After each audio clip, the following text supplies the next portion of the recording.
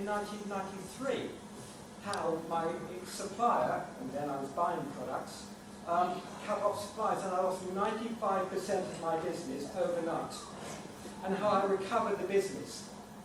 I could tell you how I met Her Majesty the Queen in Buckingham Palace. That was an experience. That was the first time my wife hadn't got a word to say. I could tell you how I've had to start and restart the business. How at one stage in my life I nearly died. And but for my engineering, of my determination to survive, I would have died and been in a body bag. That determination is what entrepreneurs need and what entrepreneurs have. Quite right. Entrepreneurs think differently because they're individuals. How many people here are not individuals? You're all individuals. You all have the capacity to think differently. You all have the capacity to look at things.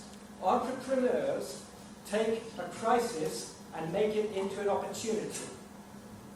It doesn't matter what happens in your life. You learn from that situation and you move forward. And many situations you can make into an opportunity.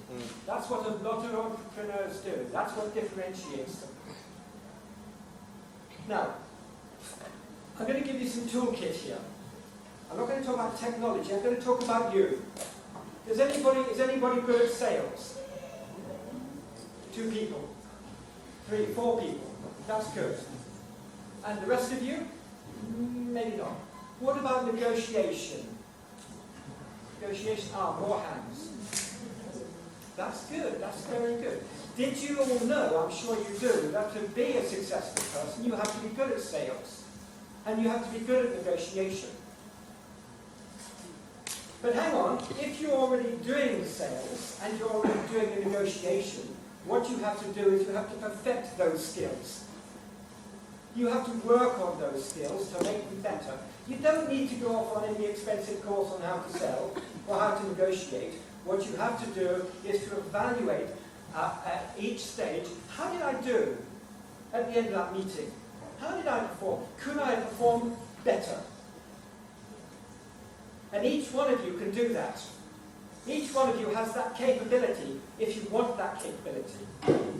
Entrepreneurs are responsible. Now what I mean by that is they are responsible for themselves. There are a lot of people in this world, and I'm sure that you've seen them out there. And what they will do is they will go around blaming somebody else. It's not my fault, it's the circumstances. It wasn't me. The first stage you can do at entrepreneurship, at anything in life, is you can take ownership.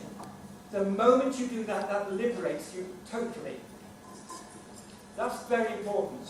The other thing you do with 1 minute left is you can manage your expectations. Your expectations and the expectations of the people around you. Expectations of people around you.